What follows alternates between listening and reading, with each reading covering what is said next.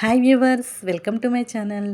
మనకి ఉదయాన్నే బ్రేక్ఫాస్ట్ ఏం చేయాలి అని తోచినప్పుడు, లేదా మన ఇంటికి ఎవరైనా అర్జెంటుగా చుట్టాలు ఎవరైనా వచ్చినప్పుడు మనం 10 నిమిషాల్లో ఈ బ్రేక్ఫాస్ట్ అనేది తయారు చేసి ఇచ్చండి. ఇది మినపగారెలు కాదు, రైస్తో తయారు చేసినటువంటి గారెలు అనమాట. కొంతమంది వడలని కూడా అంటారు కదా, మేమైతే గారెలు అంటామండి. దీనికి నేను ఒక కప్పు రైస్ తీసుకున్నాను.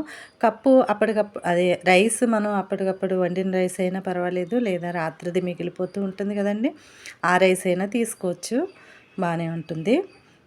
ఈ రైస్కి ఒక పావు కప్పు పెరుగు వేసుకోవాలి.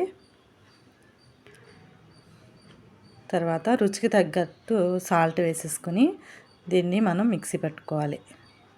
మిక్సీ పెట్టుకున్న తర్వాత ఒక బౌల్లో వేసుకోండి. కొంచెం గట్టిగానే పెట్టుకోవాలండి. తర్వాత దీనికి సుజీ రవ్వ అంటాం కదా, బొంబాయి రవ్వ, 2 స్పూన్లు అది వేసుకోండి. అయితే మనం తీసుకున్న దాన్ని బట్టి ఒకవేళ మనకు లూజ్ అయిపోయింది అనుకోండి ఇంకా వేసుకోవచ్చు. అలాగే బియ్యం పిండి కూడా 2 స్పూన్లు వేసుకోవాలండి. ఫస్ట్ నేను బొంబాయి రవ్వ వేసేసి మరి అది నానాలి కదా, అందువల్ల ఈ 2 కలిపి ఒక 10 నిమిషాలు నాననిచ్చానమాట. పెరుగులు ఈ విధంగా నాననివ్వాలి. ఇవి మూత పెట్టి 10 నిమిషాలు పక్కన పెట్టండి. ఈలోపు దీనికి మనం ఒక ఉల్లిపాయని ఈ విధంగా ముక్కలుగా కట్ చేసి పెట్టుకోవాలి. కరివేపాకు, పచ్చిమిర్చి, కొత్తిమీర, జీలకర్ర, బేకింగ్ సోడా చిటికెడే వేసుకోండి, ఎక్కువ వద్దు. ఆ విధంగా రెడీ చేసి పక్కన పెట్టేసుకోండి. 10 నిమిషాల తర్వాత దీన్ని ఈ పిండిలోకి నేను వరిపిండి వేసాను అనమాట.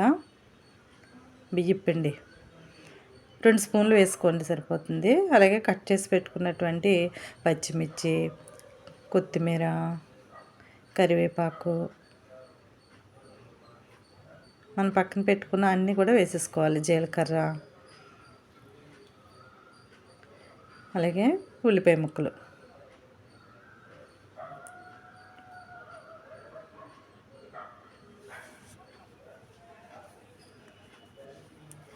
ఇవన్నీ వేసుకున్న తర్వాత ఒకసారి బాగా కలుపుకోవాలి. మనకి మినపగారెలు వేస్తాం కదండి, ఆ పిండి ఏ కన్సిస్టెన్సీ ఉంటుందో ఆ విధంగా అంత గట్టిగా ఉండాలన్నమాట. పల్చనైతే మళ్ళీ నూనె పీల్చేసుకుంటాయండి గారెలు, అందువల్ల గట్టిగానే ఉండేలా చూసుకోండి. ఇది పక్కన పెట్టుకోండి, కలిపేసుకున్నాం కదా. అలాగే ఒక గిన్నెలో వాటర్ కూడా పెట్టుకోవాలి. తర్వాత మూకుడు పెట్టుకుని ఆయిల్ వేసుకోండి, డీప్ ఫ్రైకి సరిపడా. ఇవి ఎక్కువ ఆయిల్ ఏమీ పీల్చదండి, మనకి డీప్ ఫ్రై వేయించడానికి సరిపడగా ఉంటే సరిపోతుంది ఆయిల్. తర్వాత మనం ఈ విధంగా చెయ్యి 2 చేతులు తడుపుకోవాలండి. నేను ఫస్ట్ వేసినప్పుడు నేను ఈ హ్యాండ్ తడుపుకోలేదన్నమాట, ఓడటం కష్టమైంది, అందువల్ల 2 చేతులు తడుపుకుని వేసుకోవాలి.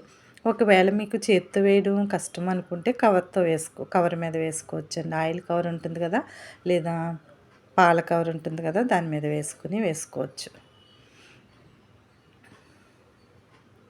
ఈ చెయ్య ఆ చెయ్య కూడా నీటిలో పెట్టి తడుపుకున్న తర్వాత ఇలా తీసేస్తే మనకి స్పీడ్గా వచ్చేస్తుంది, అంటుకోకుండా. ఈ విధంగానే మొత్తం గారెలన్నీ వేసుకోవాలండి. నేను బ్యాచ్కి 3 చెప్పిన వేసాను అనమాట. ఇవి వెంటనే మనం కలిపేయకూడదండి. 2 నిమిషాలన్నా వేగిన తర్వాత ఈ విధంగా కలుపుతూ ఉండాలన్నమాట. అలాగే మంట కూడా హై ఫ్లేమ్ పెట్టుకోకూడదు, మీడియం ఫ్లేమ్లోనే ఇవి ఫ్రై చేసుకోవాలి.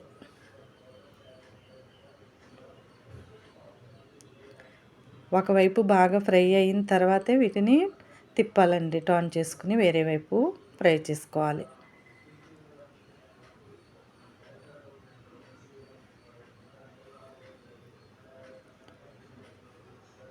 రైస్ మిగిలిపోయింది ఏం చేయాలని ఆలోచిస్తూ ఉంటాం కదండి, వెంటనే ఈ విధంగా 10 నిమిషాలంటే 10 నిమిషాలు అయిపోతుందండి. మనకి ఇంట్లో ఉన్న వాటితోనే ఈ రెసిపీని మనం ప్రిపేర్ చేసుకోవచ్చు. మన ఎక్స్ట్రా ఏమీ మనం కొనవసరం లేదనమాట. రైస్ ఎప్పుడు మనకి ఇంట్లో ఉంటుంది కదండి. ఇదిగోండి ఫ్రై అయిపోయినాయి, తీసేసాను. నెక్స్ట్ బ్యాచ్ అలాగే 3 చొప్పున వేసుకున్నాను అనమాట. ఈ విధంగానే చేయి తడుపుకుని ప్రతి ట్రిప్కి కూడా చేయి తడుపుకునే వేసుకోవాలి. ఇది లాస్ట్ ట్రిప్ అనమాట, అయిపోయినాయి ఇంకా పిండి నాకు.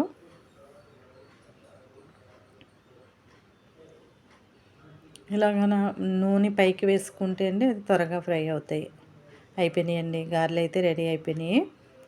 ఇది మనం సాస్ కానీ చట్నీ కానీతో సర్వ్ చేసుకోవడమే. ఇవి చాలా క్రిస్పీగా వచ్చాయండి, టేస్ట్గా ఉన్నాయన్నమాట. మీరు కూడా తప్పకుండా ట్రై చేయండి. ఇన్స్టెంట్గా మనం చేసి పెట్టచ్చు చుట్టాలకి, వాళ్ళే నమ్మరనమాట. చూడండి ఎంత బాగా వచ్చాయి. ఓకే అండి, థ్యాంక్స్ ఫర్ వాచింగ్.